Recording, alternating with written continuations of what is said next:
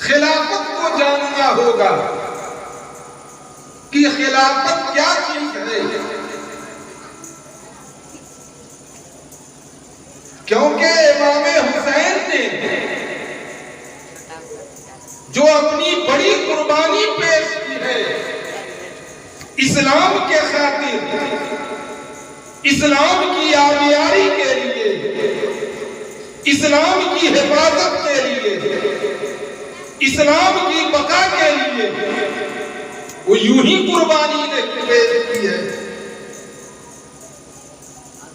بلکہ اس کی تمہید کو سرور دو جہاں آقائے نامدار مدینے کے تاجدار، دونوں عالم کے مالک و مختار، محبوب پروردگار جناب احمد مجتبی محمد مصطفیٰ صلی اللہ تعالی علیہ وسلم نے حضرت امام حسین کے بچپنے سے ہی اس کی تمہید باندھ دی تھی۔ ابھی حضرت امام حسین کا بچپنا ہے، لیکن کربلا کے پس منظر کو آقائے نامدار صلی اللہ تعالی علیہ وسلم نے بچپنے سے ہی لوگوں میں آشکارا فرمانا شروع کر دیا کہ ایک دن ایسا آئے گا کہ میرا یہ نواسا ہوگا، کربلا کی تپتی زمین ہوگی اور اسلام کی آبیاری کے لیے، اسلام کی بقا کے لیے، اسلام کی حفاظت کے لیے میرا یہ نواسا حسین اپنے گھر بار کو مٹا دے گا، اپنے خاندان کو مٹا دے گا، اپنے جانساروں کی قربانی پیش کر دے گا۔ حد تو یہ ہے کہ میرا نواسا حسین اپنی گردن بھی کٹا دے گا، لیکن اسلام پر آنچ نہیں آئے۔ تو یہ نہ جانے آپ کہ یہ واقعہ یوں ہی نمودار ہو گیا، یہ گھٹنا کوئی اچانک گھٹ گیا، یہ کوئی گھٹنا اچانک نہیں گھٹا تھا، بلکہ اس کی تمہید تو سرکار نے بچپنے سے مانی کہ ایک دن ایسا ہونے والا ہے۔ میں یہ عرض کرنا چاہتا ہوں کہ اللہ تبارک و تعالیٰ نے سب سے پہلا خلیفہ جو اس خاکدان گیتی پر بنایا تو حضرت آدم علیہ نبینا علیہ السلام کو بنایا۔ قرآن مقدسہ کے اندر اللہ رب العزت ارشاد فرماتا ہے وَإِذْ قَالَ رَبُّكَ لِلْمَلَائِكَةِ إِنِّي جَاعِلٌ فِي الْأَرْضِ خَلِیفَةً۔ یاد کرو اللہ نے فرمایا فرشتوں سے کہ میں اپنا نائب اور خلیفہ بنانا چاہتا ہوں زمین میں۔ خلیفہ ہوتا کیا ہے ذرا یہ جانیے، خلیفہ کہتے کس کو ہے؟ اللہ کے احکام، اس کے فرامین، اس کے پیغام کو دنیا میں جو نافذ کرنے والا ہوتا ہے اسے خلیفہ کہا جاتا ہے۔ سب سے پہلا خلیفہ اللہ تبارک و تعالیٰ نے حضرت آدم کو بنایا۔ حضرت آدم پہلا خلیفہ منتخب ہوئے اللہ تبارک و تعالیٰ کے جانب سے۔ یکے بعد دیگر انبیاء کرام رسولان اعظام دنیا میں آتے رہے، اللہ کا پیغام نافذ فرماتے رہے۔ ایک وقت آیا کہ ہم سب کے آقا جناب محمد رسول اللہ صلی اللہ تعالی علیہ وسلم اس خاکدان گیتی پر تشریف لائے۔ وہ آخری پیغمبر بن کر کے دنیا میں تشریف لائے۔ اب ان کے بعد کوئی پیغمبر آنے والا نہیں، اب ان کے بعد کوئی نبی آنے والا نہیں، اب ان کے بعد کوئی رسول آنے والا نہیں۔ پتہ کیا چلا کہ اللہ کے جانب سے حضرت آدم کو پہلا خلیفہ بنایا گیا اور اللہ ہری ہری بنا کر کے جو بھیجے گئے وہ ہم سب کے آقا جناب محمد رسول اللہ صلی اللہ تعالی علیہ وسلم کی ذات سرکار دو جہاں صلی اللہ تعالی علیہ وسلم کو اللہ رب العزت نے 63 سالہ زندگی عنایت فرمائی 63 سالہ اس 63 سالہ زندگی میں سرکار دو جہاں صلی اللہ تعالی علیہ وسلم نے خدا تعالی کے احکام دنیا میں اور دنیا کے لوگوں پر نافذ فرماتے ہیں ایک ذرہ برابر بھی اللہ کی فرمان کی نفوذ میں فرمان کو نافذ کرنے میں کوئی کسر باقی نہیں چھوڑی جتنا ہو سکا اللہ کے حکم کی نفاذ کے لیے ہمہ وقت ہم سب کے آقا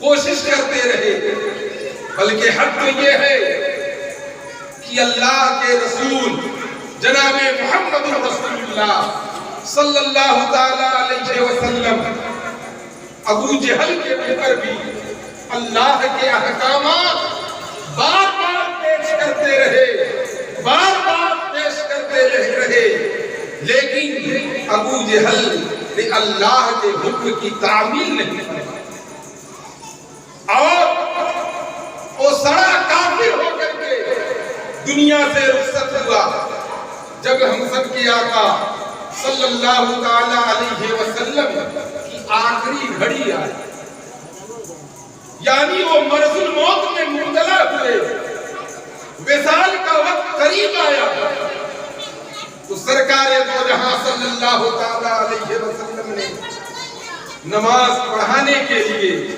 حضرت ابو بکر صدیق کو آپ منتصب فرمایا حضرت ابو بکر صدیق سرکار کی زندگی میں مسجد نبوی کے اندر امامت فرماتے رہے اور کبھی کبھی کا معاملہ ایسا ہے کہ سرکار کو کچھ صحابہ کرام اپنے کندھوں پر سہارا دے کر کے لے جاتے تھے اور جماعت میں شامل فرماتے تھے اس وقت بھی حضرت ابو بکر صدیق نے امامت فرمائی جب سرکار کا وصال ہو گیا سرکار دو جہاں صلی اللہ تعالی علیہ وسلم اس دار فانی سے کوچ کر گئے تو اب سرکار کا نائب کون بنے گا خلافت کی ذمہ داری کون اٹھائے گا اللہ کے احکام کی نفاذ کے لیے مسلمانوں کا نمائندہ کون ہوگا تو تمام انصار و مہاجرین نے مل کر حضرت ابو بکر صدیق رضی اللہ تعالی عنہ کا انتخاب فرمایا حضرت ابو بکر صدیق سرکار کے بعد سب سے پہلا خلیفہ بنایا خلیفہ اول حضرت ابو بکر صدیق ہے حضرت ابو بکر صدیق نے بڑی باکمال انداز میں بحسن و خوبی 2 سال تک خلافت کی ذمہ داری ادا کرتے ہیں حق تو یہ ہے کہ جب حضرت صدیق اکبر کو خلافت ملی مسیلمہ کذاب نے چند صرف 0 لوگوں کو لے کر کے زکات کا منکر ہو گئے زکات کا انکار کر دیا کہ زکات جو اللہ تعالی کی جانب سے صاحب نصاب کے اوپر واجب ہے اسے وہ ٹیکس سمجھنے لگا اور دینے سے منکر ہو گیا ابھی حضرت ابو بکر صدیق کی خلافت نئی تھی لیکن ان کی خلافت کا انداز دیکھیے ان کی خلافت کا تیور دیکھیے ان کی خلافت فرمانے کا سلیقہ دیکھیے کہ حضرت صدیق اکبر نے اسلامی فوج کو لے کر کے مسیلمہ کذاب کے خلاف جنگ کی اور اسے کہے طائف کیا، اور جب تک جتنے لوگ منکرے زکات تھے انہیں راہ راست پر نہیں لائے، تب تک حضرت صدیق اکبر ان کے خلاف جنگ کرواتے 2 سال تک مسلسل حضرت صدیق اکبر نے خلافت فرمائی۔ جب ان کا وصال کا وقت قریب آیا، جب حضرت صدیق اکبر کے وصال کا وقت قریب آیا تو انہوں نے خلیفہ نامزد فرمایا۔ حضرت ابو بکر کو کوئی خلیفہ نامزد نہیں کیا تھا، سرکار کے وصال کے بعد عوام الناس نے انہیں چنا تھا، لیکن جب حضرت ابو بکر صدیق کے وصال کا وقت قریب آیا تو حضرت صدیق اکبر نے اپنے بعد ہونے والے خلیفے کا انتخاب فرمایا، نامزد فرما دیا، اور حضرت عمر کو اپنے ہی زمانے میں خلیفہ مقرر کیا۔ حضرت عمر کے بارے میں آپ لوگ جانتے ہیں کہ حضرت عمر کا مقام و مرتبہ کیا ہے۔ حضرت عمر کا اگر مقام و مرتبہ جاننا چاہتے ہیں تو آپ یہ جان لیجئے، سرکار دو جہاں صلی اللہ تعالی علیہ وسلم ارشاد فرماتے ہیں کہ میرا عمر ایسا ہے کہ اس کی رائے کے مطابق قرآن کی آیتیں نازل ہوتی ہیں۔ قرآن کی آیتیں حضرت عمر فاروق کے رائے کے مطابق نازل ہوتی ہے۔ ذرا اندازہ کیجئے کہ حضرت عمر کا مقام و مرتبہ کیا ہے۔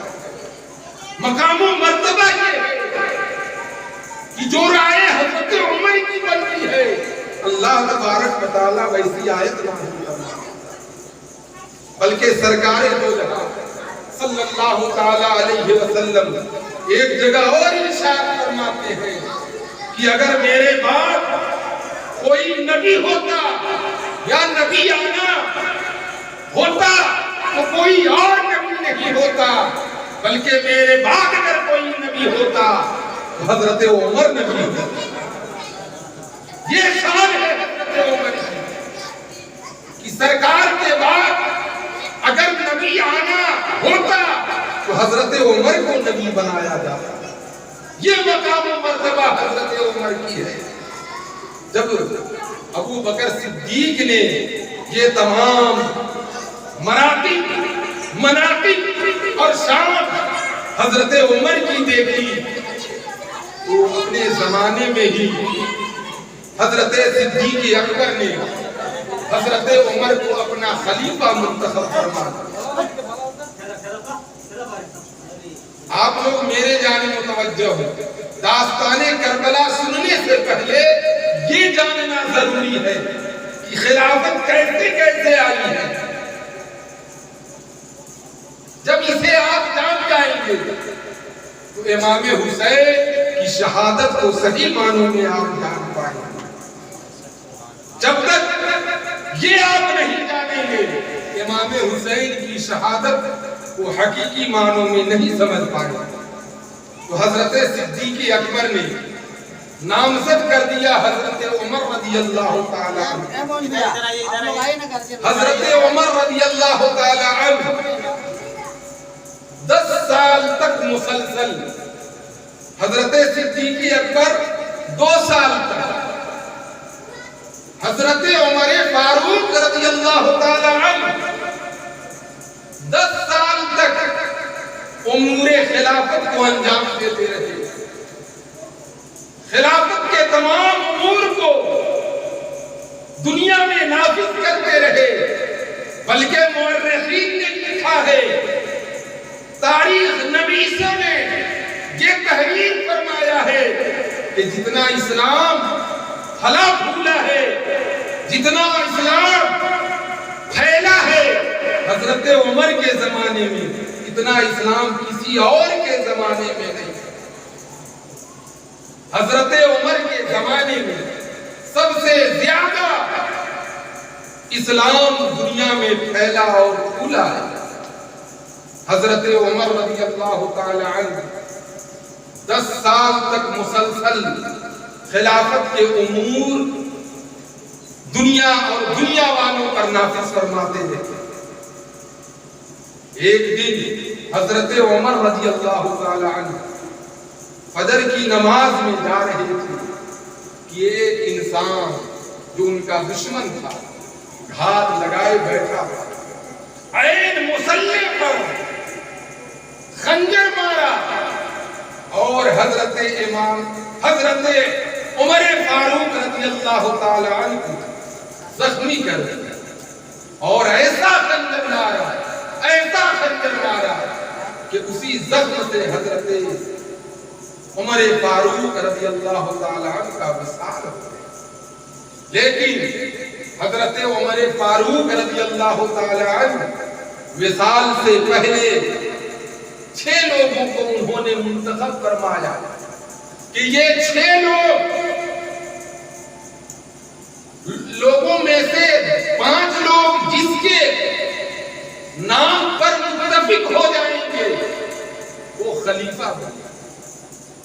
اس میں حضرت عثمان غنی رضی اللہ تعالی عنہ، حضرت علی مرتضی رضی اللہ تعالی عنہ، حضرت زبیر رضی اللہ تعالی عنہ، حضرت طلحہ رضی اللہ تعالی عنہ، حضرت عبد الرحمن بن عوف رضی اللہ تعالی عنہ اور حضرت سعد بن وقاص رضی اللہ تعالی عنہ، اور ساتھ ہی ساتھ چھٹے انسان اپنے بیٹے عبداللہ کو بھی اس شورے میں شامل فرمایا، لیکن ساتھ ہی ساتھ یہ حکم فرما دیا کہ خلافت کے معاملے میں اس کا کوئی مول نہیں ہوگا۔ یہ 6 لوگ جسے اپنا چاہے خلیفہ منتخب فرما۔ جب 6 لوگوں کی میٹنگ بیٹھی، مشورہ ہوا، تو سب نے اتفاقیہ طور پر حضرت عثمان غنی رضی اللہ تعالی عنہ کو اپنا خلیفہ منتخب فرمایا۔ تمام لوگ حضرت عثمان غنی رضی اللہ تعالی عنہ کے ہاتھ پر بیعت کرنے لگے۔ حضرت عثمان غنی رضی اللہ تعالی عنہ کا خلافت کا جو سال گزرا ہے وہ 12 سال ہے۔ 12 سال 6 سال تک تو بڑی شاندار خلافت رہی ہے۔ 6 سال تک کے ان کی خلافت میں کوئی بات نہیں اٹھی، لیکن اخیر کے 6 سال جو ہے اس میں طرح طرح کی باتیں اٹھنے لگی کہ حضرت عثمان غنی رضی اللہ تعالی عنہ نے اپنے لوگوں کو گورنر مقرر کر دیا ہے، اپنے چاہنے والوں کو قاضی مقرر کر دیا ہے، اپنے رشتہ داروں کو گورنر مقرر کر دیا ہے۔ اس طرح کی باتیں لوگوں میں عام ہونے لگی۔ جو دشمنان عثمان غنی تھے ان کو موقع ملا اس بات کو اور ہوا دی اور اس چنگاری کو اور ہوا دے کر کے شعلہ بنایا اور لوگوں میں اس بات کو اور بھڑکایا۔ ایک وقت آیا کہ حضرت عثمان غنی رضی اللہ تعالی عنہ کے خلاف بلوائیوں نے حضرت عثمان غنی کے گھر کا محاصرہ کرنا۔ محاصرہ سمجھتے ہیں؟ محاصرہ کا مطلب ہوتا ہے گھیراؤ کرنا۔ بلوائیوں نے حضرت عثمان غنی کے گھر کا گھیراؤ کر لیا، اور گھیراؤ جب کر لیا تو حضرت عثمان غنی کے گھر تک نہ کھانا پہنچ سکتا تھا نہ پانی پہنچ سکتا تھا، لیکن حضرت عثمان غنی صبر و تحمل کے پہاڑ بن کر کے اپنے گھر میں رہے۔ ایک وقت آیا کہ حضرت عثمان غنی کو ان کے گھر میں ہی شہید کر دیا۔ کچھ بلوائیوں نے دیواریں فلام کر کے، دیوار کود کر کے گھر کے اندر داخل ہوئے اور حضرت عثمان غنی کو شہید فرما دیا۔ دروازے سے داخل نہیں ہوئے کیونکہ حضرت علی مرتضیٰ نے دروازے پر پہرا لگا رکھا تھا، اور پہرا کوئی اور نہیں دے رہا تھا بلکہ ایک دروازے پر پہرا جو دے رہے تھے حضرت امام حسن تھے، اور ایک دروازے پہ جو پہرا دے رہے تھے حضرت امام حسین، حضرت امام حسن اور حضرت امام حسین حضرت عثمان غنی کے گھر کا پہرا دے رہے ہیں۔ محاصرہ لمبا کھینچتا ہے، جب کوئی راستہ نہیں دکھتا تو دیوار پھاند کر کے لوگ آتے ہیں اور حضرت عثمان غنی کو شہید کر دیتے ہیں۔ جب ان کی شہادت کی خبر حضرت علی مرتضیٰ کو پہنچتی ہے، حضرت امام حسین کے والد گرامی حضرت علی مرتضیٰ کو جب حضرت عثمان غنی کی شہادت کی خبر ملی تو حضرت علی مرتضیٰ آئے اور اپنے بچوں کو تماچا لگایا۔ تماچا سمجھتے ہیں؟ تماچا لگایا کہ تم لوگوں کے ہوتے ہوئے حضرت عثمان غنی کو کیسے شہید کر دیا گیا۔ تو حضرت امام حسن اور حسین نے کہا کہ اس راستے سے کوئی نہیں گیا ہے، ہم لوگ دروازے پہ پہرا دے رہے ہیں، لگتا ہے کوئی دیوار پھاند کر کے گیا ہے اور انہیں شہید کیا ہے۔ جب پتہ لگایا گیا تو پتہ چلا کہ دیوار پھاند کر کے بلوائیوں نے حضرت عثمان غنی کو شہید کر دیا۔ جب حضرت عثمان غنی شہید ہو گئے تو انہوں نے بھی کسی کو اپنا خلیفہ نامزد نہیں کیا، کیونکہ اچانک شہادت ہو گئی، شہید کر دیے گئے۔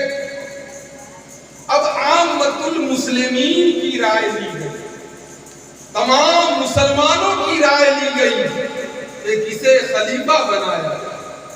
تو تمام لوگوں نے متفقہ طور پر یہ فیصلہ کیا کہ حضرت علی مرتضیٰ کو خلیفہ منتخب کیا۔ حضرت علی مرتضیٰ مسند خلافت پر جلوہ بار ہوئے۔ جب مسند خلافت پر حضرت علی مرتضیٰ جلوہ بار ہوئے، ادھر مصر کے گورنر حضرت امیر معاویہ رضی اللہ تعالی عنہ تھے۔ جب ان کو حضرت عثمان غنی کی شہادت کی خبر لگی اور حضرت علی مرتضیٰ کی خلافت کی خبر لگی تو انہوں نے ایک خط لکھا اور قاصد کے ذریعے بھیج دیا حضرت علی مرتضیٰ کے پاس، پیغام بھیجا۔ پیغام کیا تھا؟ پیغام یہ تھا کہ پہلے آپ حضرت عثمان غنی کے جو قاتلین ہیں ان سے بدلا لیں، قاتلان عثمان غنی سے پہلے قصاص لے، اس کے بعد دوسرے امور پر کاربند ہو۔ ایک بار نہیں، دو مرتبہ یہ خط لکھا گیا،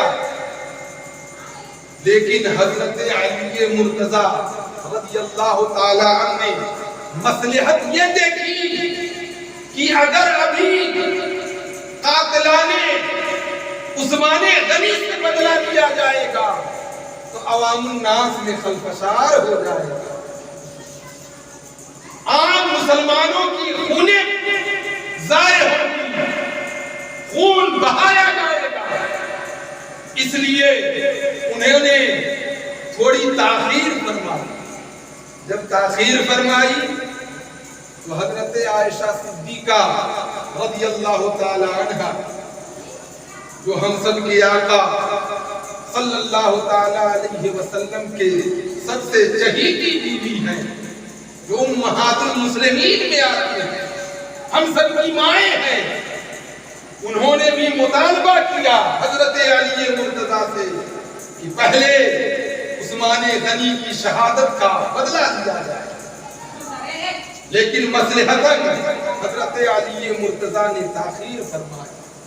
جب امیر معاویہ نے تاخیر دیکھی تو مصر میں انہوں نے اپنے خلافت کا اعلان فرمایا، مصر میں اپنی خلافت کا اعلان فرمایا اور مصر کے لوگوں کو اپنے ہاتھ کے اوپر بیعت دے دیا۔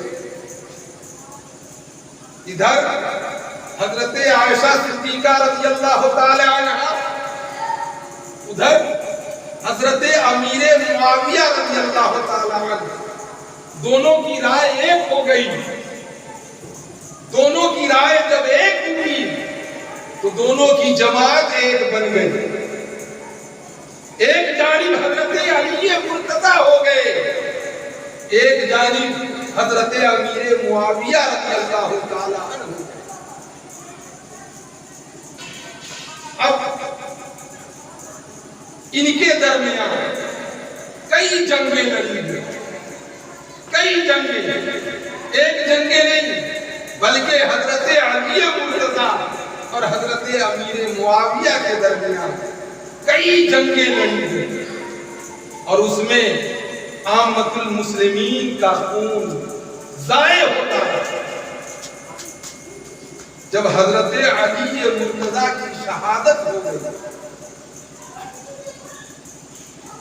جب حضرت علی مرتضیٰ کی شہادت ہو گئی تو مدینے کے لوگوں نے ان کے بڑے صاحبزادے حضرت امام حسن کو اپنا خلیفہ منتخب کیا۔ حضرت علی مرتضیٰ 6 سال تک خلافت کے امور کو انجام دیتے رہے۔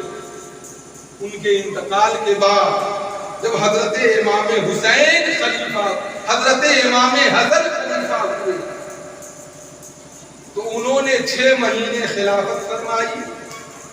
6 مہینے خلافت کے بعد حضرت امیر معاویہ اور حضرت امام حسن کے درمیان کچھ شرائطوں پر صلح ہو گئی، سمجھ رہے ہیں؟ صلح ہو گئی۔ اس میں سے 3 بڑی شرائطیں یہ تھی۔ حضرت امام حسن نے یہ شرط رکھی کہ آپ کے وصال کے بعد خلافت پھر سے ہمارے خاندان میں پلٹ آئے، خلافت ہمیں مل جائے گی، بڑی شرط۔ دوسری شرط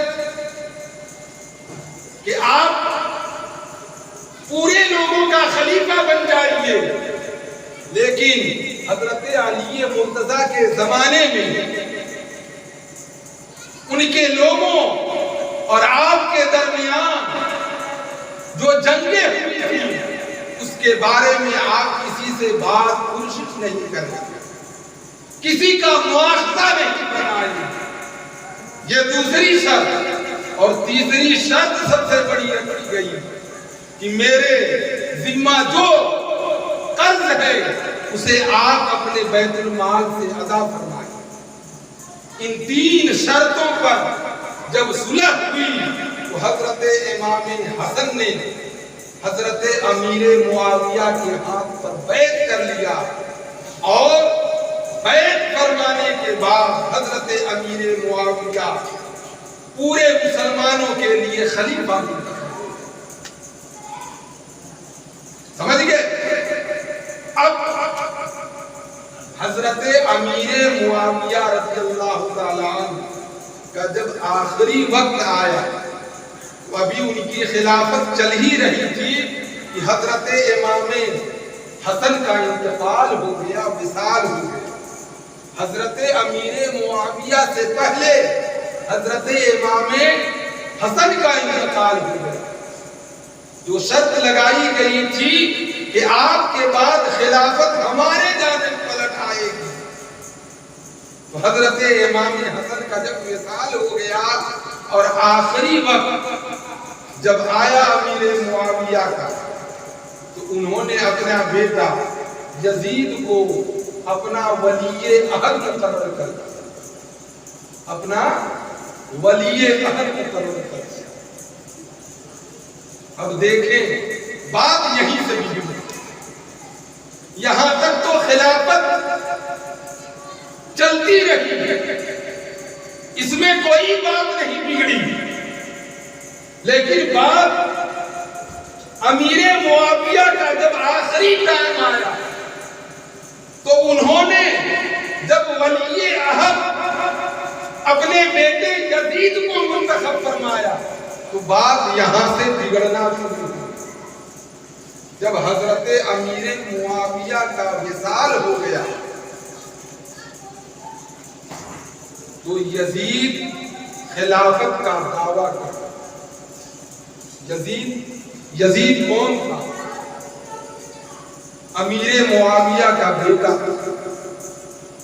اس کے کارنامے کیسے تھے میں آپ کو بتاؤں۔ شرابی تھا، کبابی تھا، وہ دغا باز تھا، وہ زانی تھا، وہ بے نمازی تھا، وہ فاسق و فاجر تھا، وہ شرابی تھا، وہ طرح طرح کی برائیاں اس میں تھی، طرح طرح کی برائیاں اس میں تھی، لیکن اپنی حکومت کے زور پر لوگوں سے اس نے بیعت لی،